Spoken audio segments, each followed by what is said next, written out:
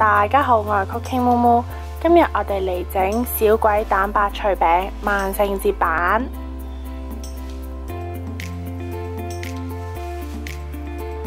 首先我哋要2隻雞蛋嘅蛋白，喺個細碗裏邊打蛋，再用匙羹將個蛋黃剝出嚟，將蛋白倒喺個乾淨冇油嘅大碗入邊。如果個碗裏邊有油，係會令蛋白打唔到變企身嘅。分開喺另一個碗入邊打蛋，咁做雖然係有啲麻煩，但係如果雞蛋係壞嘅，或者個蛋黃爛咗，咁就唔會禍及到其他蛋白。加埋啲糖，然後先打勻佢哋。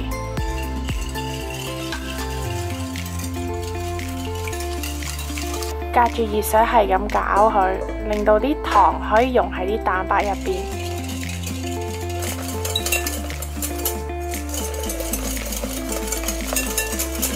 如果你唔攪佢嘅話呢，啲蛋白係會喺高溫下面凝固嘅。用2隻手指攞起啲蛋白搓下去，如果佢係順滑，摸唔到嗰啲糖嘅粒粒呢，就可以拎開啦。為咗證明俾大家睇，冇電動打蛋器都可以打蛋白，我決定用手動打蛋器打蛋白，然後我秒速後悔，右手攰就交俾左手。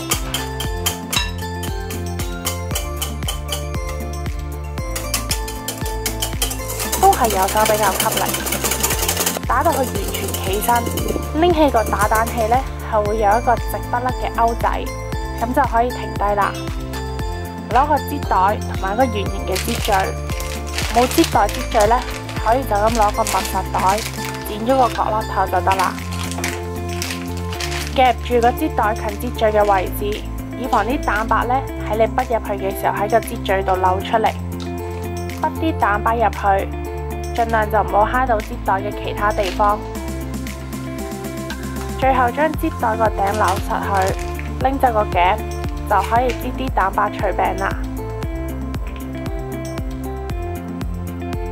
可以用少少剩低嘅蛋白，將牛油紙黐喺個焗盤上邊，再將個擠袋垂直，擠一個大嘅波波喺張紅培紙上邊，再喺上面擠一個細嘅波波，最後就攞起個擠袋喺個頂形成一個細嘅尖尖，呢個就係鬼嘅外形啦。重複直到你用完所有蛋白。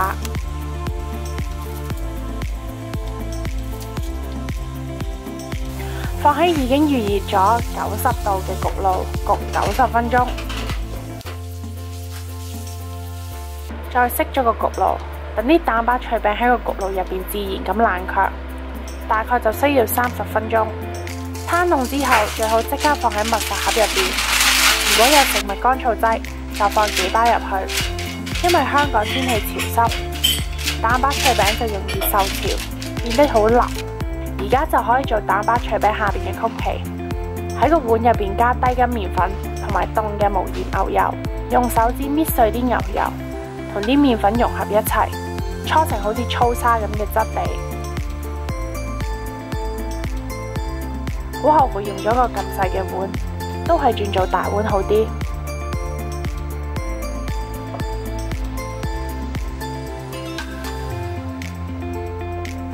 再加埋糖粉同埋無糖嘅可可粉，攪勻佢哋，都係用手比較快。攪勻之後就加2隻雞蛋，呢個係頭先分蛋白剩低嘅蛋黃，然後就搓成一個比較乾嘅麵團，用布簽紙包起佢，放喺雪櫃裏邊雪1個鐘。1個鐘頭後攞出嚟，放喺牛油紙上邊，費事等陣黐住張台。用麵包棍碌開佢，碌到大概5mm 厚。麵團呢就有啲黐住個麵包棍，所以呢我就鋪咗張布簽紙落去，防止佢黐住。攞一個直徑大概4cm嘅曲奇模具，切割啲曲奇出嚟，盡量用盡麵團所有嘅空間。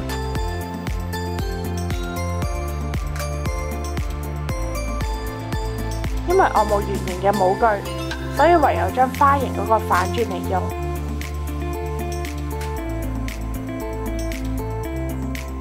之後就將曲奇轉移到去牛油紙上面。由於曲奇唔會喺焗嘅時候攤開，所以每個曲奇呢之間嘅距離可以好細。剩低嗰啲邊邊碎碎，可以將佢哋集合埋一齊，再碌開多一次，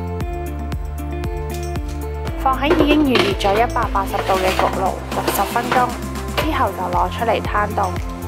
小鬼蛋白脆餅仲爭佢嘅鬼面，呢個呢就需要用到黑朱古力。隔熱水將食譜入邊2/3嘅朱古力溶咗去，大概就60 gram。當朱古力溶咗之後，就將佢拎開。呢個碗呢係唔可以有任何嘅水分，唔係嘅話呢啲朱古力會變成一嚿朱古力波。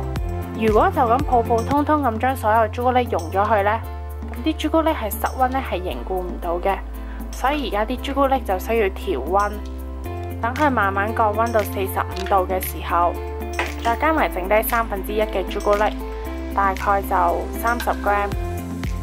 我唔記得咗開機拍。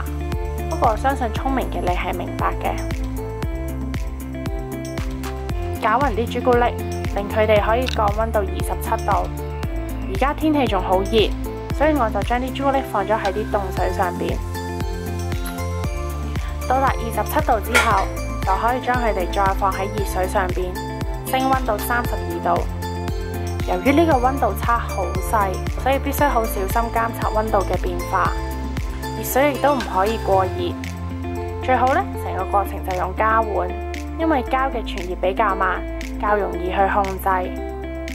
將啲朱古力倒喺個擠袋入邊，喺個尾度打個結，防止朱古力喺個尾度流出嚟。將擠袋嘅一細個角落頭剪咗去，如果可以擠得出直線就可以啦。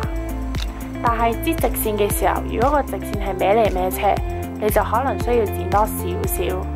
然後你就可以喺蛋白脆餅擠朱古力，整佢哋嗰個鬼面，係時候發揮你哋嘅創意啦。跟住就可以攞一塊曲奇，擠少少朱古力喺上邊，再放埋你嘅蛋白脆餅。睇到佢呢已經開始黐住我隻手，就即係啲蛋白脆餅已經開始受潮。做好啦！